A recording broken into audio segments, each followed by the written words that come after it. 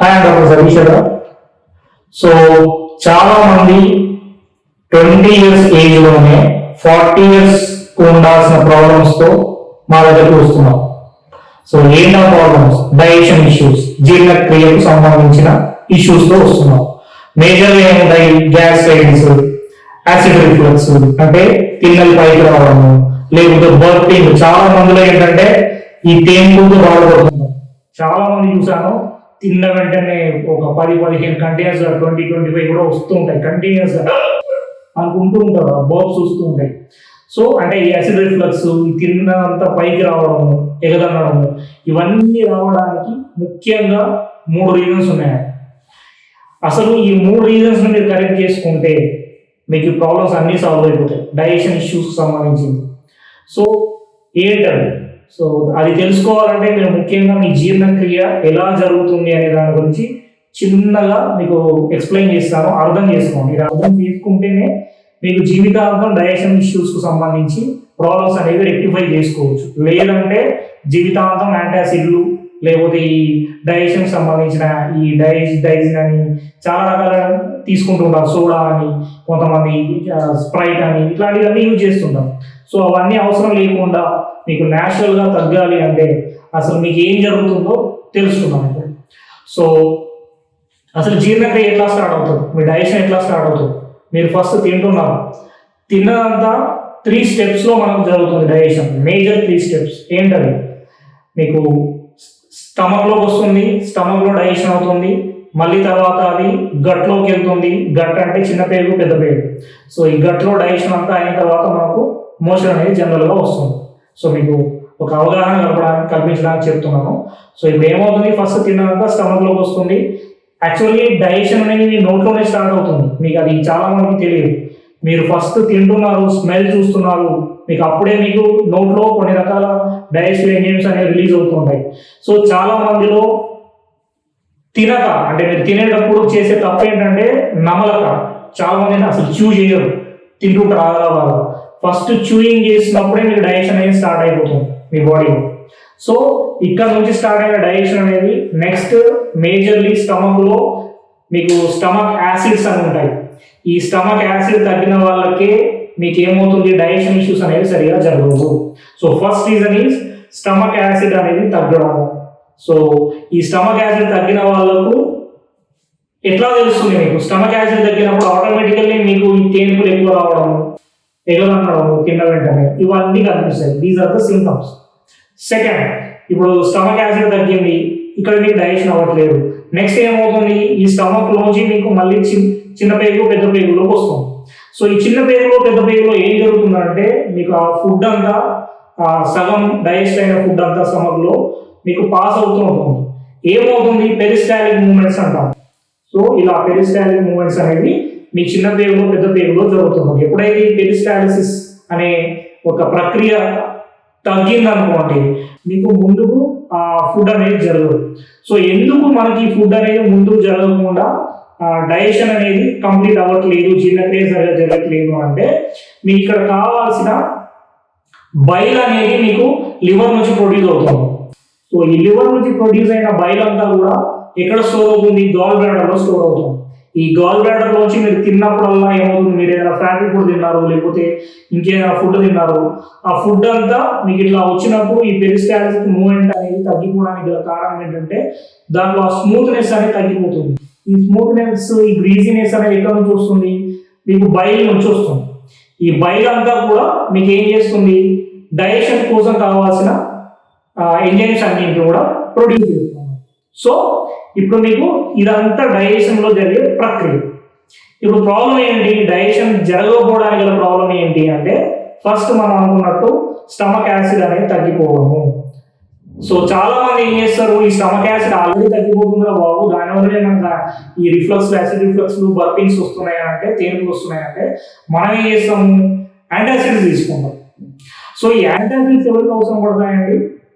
Auto immune conditions ఉన్న వాళ్ళకు, ముఖ్యంగా థైరాయిడ్ అనేది ఫంక్షనింగ్ సరిగా లేనప్పుడు, లేకపోతే డయాబెటిక్ ఇష్యూస్ ఏవైనా ఉన్నప్పుడు, లేకపోతే విటమిన్ డిఫిషియన్సీ ఏవైనా ఉన్నప్పుడు, అట్లాంటి టైంలో మీకు యాంటాసిడ్స్ అనేవి జనరల్లీ హెల్త్ పర్పస్ లో వేరే హెల్త్ ఇష్యూస్ ఉండడం వల్ల మీకు డాక్టర్స్ అనేవి ప్రిస్క్రిప్షన్ అనేవి ఇస్తూ ఉంటారు.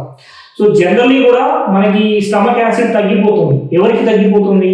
ఒక 40 సంవత్సరాలు పైబడిన వారిలో జనరల్లీ స్టమక్ యాసిడ్స్ అనేవి తగ్గిపోతున్నాయి. కానీ ఈ జనరేషన్ లో ఏమైపోయింది, 20 years 30 years మధ్యలోనే చాలా రకాల డైజెషన్ కాక ఇష్యూస్ తో వస్తున్నారు.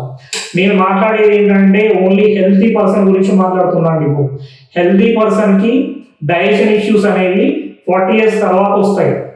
కానీ చాలా మందిలో ఏంటంటే ఎక్కువ ఫుడ్ తినడం వల్ల కూడా, ఇప్పుడు కొంతమంది ఫుడ్ ఉంటారు, వాళ్ళు ఏం చేస్తారు, ఊరికే కూడా తింటూ ఉంటారు.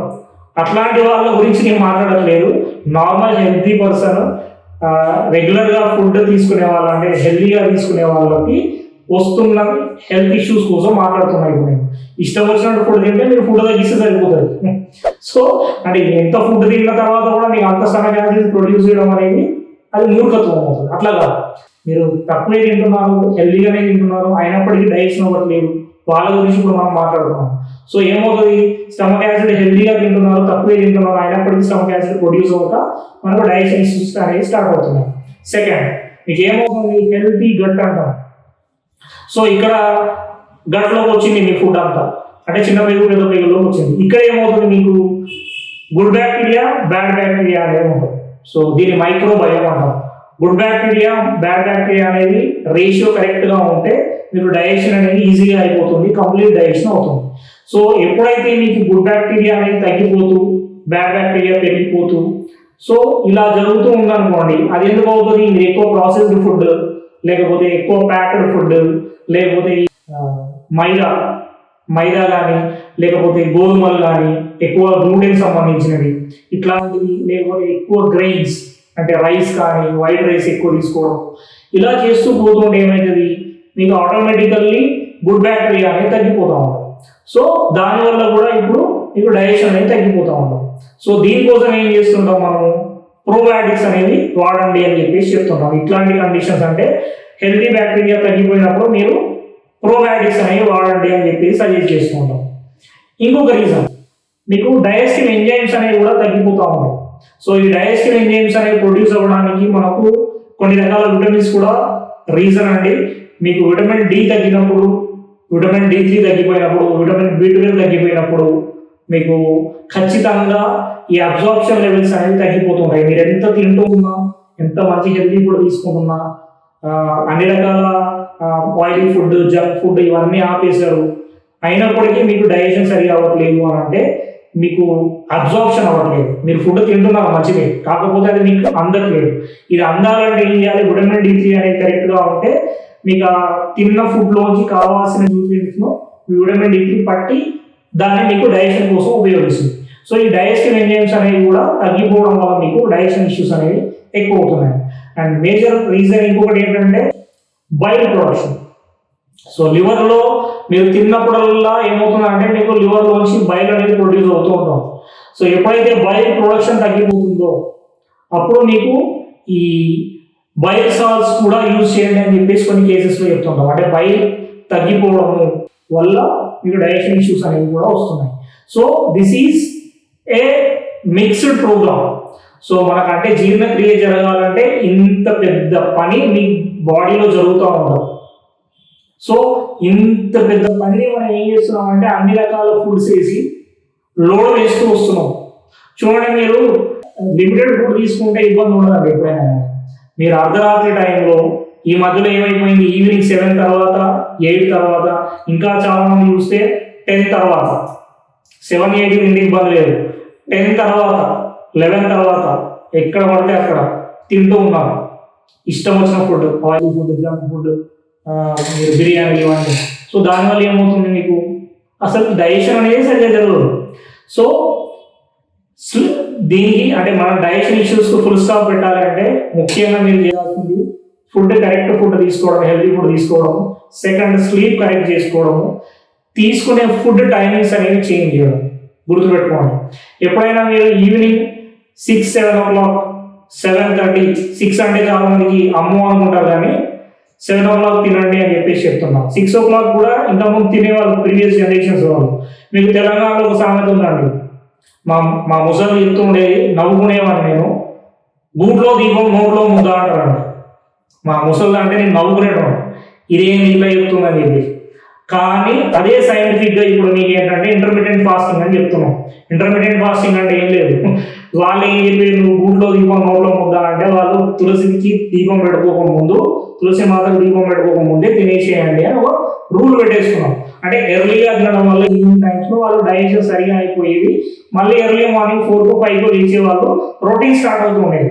ఇప్పుడు మనం ఏం చేస్తున్నాము, నైట్ 11 గంటలు 12 గంటలు తింటున్నాము, అది అనడానికి మీకు టైం ఇస్తలేము, మళ్ళీ పొద్దున లేవగానే మళ్ళీ వేస్తూనే ఉన్నాం మిషన్. సో లోడ్ ఎక్కువైపోతుంది మీ డైజెషన్. సో దానివల్ల ఏమవుతుంది, డైజెషన్ సరిగా అవ్వదు. దీనివల్లనే మీకు వస్తున్న ఇష్యూస్ అని. So timing is also one of the major important thing. So timing correct చేసుకోండి. అండ్ ఫుడ్లో జంక్ ఫుడ్, ఆయిల్ ఫుడ్, ఈ గ్రెయిన్స్ తగ్గించడం, ఇవన్నీ మీరు చేస్తే ఆటోమేటికల్లీ మీ డైజెషన్ ఇష్యూస్ తగ్గుతూ వస్తుంటాయి. సో ఏ మెడిసిన్స్ రూపంలో మనకు ఎక్కువగా హెల్త్ ఇష్యూస్ ఉన్న వాళ్ళు, అలాంటి డైజెషన్ ఇష్యూస్ ఉన్న వాళ్ళు తీసుకోవాల్సిన ఏంటంటే బిటైన్ హైడ్రోక్లోరైడ్. ఇదేంటంటే ఫర్ యువర్ స్టమక్ యాసిడ్ పెంచడం కోసం బిటైన్ హైడ్రోక్లోరైడ్ అనేది యూజ్ చేయాలి. సెకండ్ థింగ్, సెకండ్ ప్రాబ్లం ఎక్కడ వచ్చింది మనకు, ఫస్ట్ స్టమక్ లో వచ్చింది కాబట్టి స్టమక్ యాసిడ్ కోసం బిటైన్ హైడ్రోక్లోరైడ్ అని చెప్పేసి యూజ్ చేస్తున్నాం. సెకండ్ ప్రాబ్లం ఎక్కడ వచ్చింది, మీ గట్లో వచ్చింది. గట్లో ఏం చేయాలి మనం, గుడ్ బ్యాక్టీరియా పెంచుకోవడం కోసం ఖచ్చితంగా ప్రోబయాటిక్స్ అనేవి యూజ్ చేయాలి. సో ఈ ప్రోబయాటిక్స్ అనేవి మనకు ప్రీవియస్ జనరేషన్లో ఆల్రెడీ ఇచ్చారు. మనకు ఆల్రెడీ కల్చర్లో ఉంది. పొద్దున లేదగానే సద్దనంగా రాని చెప్పేటో, నైట్ పూట ఏం చేసి పెరుగును పెట్టేసి రైస్లో కలిపేసి కొంచెం ఉల్లిగడ్డ వేసేసుకొని మార్నింగ్ లేచిన తర్వాత అది కొంచెం పులిపెక్కిన తర్వాత తినేయచ్చు వాళ్ళు. That is what is probiotics. ఇప్పుడు మనకు అంత టెక్నాలజీ ఎక్కువైపోయింది కదా, చదువు ఎక్కువైపోతే ఉన్నది మర్చిపోయినారు కదా. అలానే ఇప్పుడు ఏమైపోయింది అంటే ఎక్కువైపోయి అందరికీ గూగుల్లో ఉంటే హెల్త్ ఇష్యూస్ అన్నిటికీ మీకు పరిష్కారం దొరుకుతుంది, లేకపోతే ప్రాబ్లం ఏందో కూడా మీరే ఐడెంటిఫై చేసుకోబోతున్నాం. అంటే అంత టెక్నాలజీ ఎక్కువైపోయి డాక్టర్స్ అవసరం లేకుండా మనమే డయాగ్నోసిస్, మనమే ట్రీట్మెంట్. సో ఇంత టెక్నాలజీ ఎక్కువైపోవడం వల్ల ఏమైపోయింది, మనం బేసిక్ స్టెప్స్ అనేవి మర్చిపోతున్నాం. సో బేసిక్ స్టెప్స్ అన్ని వదిలేసి అంటే తినాల్సిన టైం చేంజ్ చేసుకోమంటే మాత్రం చేంజ్ చేసుకోము, కానీ మేము తినాలంతా అరిగేటట్టు మాత్రం మెడిసిన్స్ కావాలని స్టేజ్కి మనం వచ్చేసాం. సో దానివల్లనే ఈ ప్రాబ్లమ్స్ అన్ని వస్తున్నాయి. సో ఇప్పుడు మనకేంటి, సెకండ్ స్టమక్ యాసిడ్ కోసం బిటైన్ హైడ్రోక్లోరైడ్ వాడుతున్నాం, దీనికోసం ప్రోబయాటిక్స్ వాడుతున్నాం. ఇంకొక ప్రాబ్లం ఎక్కడ ఉంటుంది, లివర్ నుంచి బైల్ ప్రొడక్ట్స్ అనేవి సరిగా జరగదు. సో దీనికోసం ఏం చేయాలి, మనం బైల్ సాల్ట్స్ అనేవి యూజ్ చేయాలి. సో ఈ బైల్ సాల్ట్స్ యూజ్ చేస్తే మీకు కొంతవరకు స్టార్టింగ్లో అంటే మరీ autoimmune conditions like Crohn's disease, లేకపోతే ఇంకా చాలా రకాల ఇష్యూస్తో వస్తుంటారు, ఈ జిఆర్డి అని చెప్పేసి, ఐబిఎస్ అని చెప్పేసి, ఇట్లాంటి issues, major issues, ulcerative colitis అని చెప్పేసి. సో ఇట్లాంటి auto immune conditions in your digestive system రానప్పుడు మనం ఇవన్నీ యూజ్ చేసుకుంటే మీకు చాలా వరకు ఉపశమనం కలుగుతుంది. అండ్ ఇంకా విటమిన్స్లో మీరు విటమిన్ D3 కూడా రెగ్యులర్గా చెక్ చేసుకుంటూ ఎవ్రీ 3 months ఒకసారి తగ్గుతుందా లేదా అని చూసుకుంటూ, అండ్ విటమిన్ B12 కూడా కరెక్ట్ చేసుకుంటే, అంటే బి కాంప్లెక్స్ విటమిన్స్ అనేవి కరెక్ట్ చేసుకుంటే మీకు ఆటోమేటికల్లీ డైజెషన్ ఇష్యూస్ అనేవి మెల్లిగా తగ్గుతుంటాయి. ఇది ఇట్లా అంటే నేను ఒక నెలలో వాడేసిన కదా ఇది చెప్పిన అన్ని టాబ్లెట్స్ నాకు తగ్గట్లేదు అంటే అట్లా కాదండి. అది ఏదైనా కానీ మీకు హ్యాబిచువేటెడ్ అయిపోయాయి, ఒక అన్హెల్దీ హ్యాబిట్స్ నుంచి హెల్దీ హ్యాబిట్స్లోకి మారుతున్నప్పుడు మీ బాడీ ట్రాన్స్ఫార్మ్ అవుతుంటుంది, కొంచెం టైం ఇవ్వండి. సో ఇట్లా మీరు మార్చుకుంటే, జీవన శైలి మార్చుకుంటే మీకు ఆటోమేటికల్లీ కొన్ని digestion issues without any medication, అంటే సంవత్సరాల తరబడి ఈ యాంటాసిడ్లు వాడకుండా మనం బయటపడవచ్చు. నెక్స్ట్ ఇంకొకటి, థైరాయిడ్ లెవెల్స్ కూడా తీసుకుంటూ ఉండండి, ఎందుకంటే థైరాయిడ్ ఉన్న వాళ్ళకు కూడా maximum of the digestion issues అనేవి వస్తుంటాయి. సో హోమియోపతిలో ద బెస్ట్ రెమెడీ, మీరు ఎక్కడెక్కడో తిరిగి ఎన్నో హెల్త్ సెంటర్స్ చుట్టూ తిరిగి ఎంతో మంది గ్యాస్ట్రోఎంటరాలజిస్ట్ దగ్గరికి వెళ్ళి ఫలితం రాక చాలా మంది హోమియోపతికి నా దగ్గరికి వచ్చి కంప్లీట్గా క్లియర్ చేసుకున్న వాళ్ళు చాలా మంది ఉన్నారండి. ఈవెన్ IBS, ఇరిటబుల్ బowel సిండ్రోమ్స్ తగ్గిన వాళ్ళు ఉన్నారు. సో ఇరిటబుల్ బowel సిండ్రోమ్కి మేజర్ రీజన్ చాలా మంది ఏమనుకుంటామంటే ఓన్లీ ఫుడ్ హ్యాబిట్స్ చేంజ్ చేస్తే సరిపోతుంది అనుకుంటారు. కాదు, అసలు IBS ఎందుకు వస్తుందంటే ఇరిటేషన్ ఇన్ యువర్ మైండ్.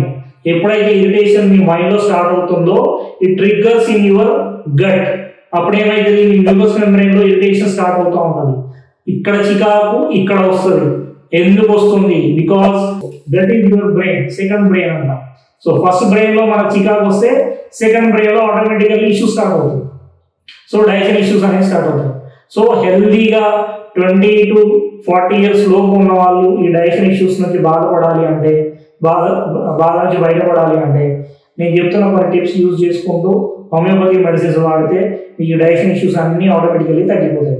తర్వాత 40 years అబోవ్, 50 years అబోవ్ ఉన్న వాళ్ళకు కూడా ఖచ్చితంగా కొన్ని రకాల ఆహార నియమాలు పాటిస్తూ మన దగ్గర హోమియోపతిలో మెడిసిన్స్ వాడితే మీకు రోజు ఈ మెడిసిన్స్ తీసుకునే ఇబ్బందుల నుంచి బయటపడతారు.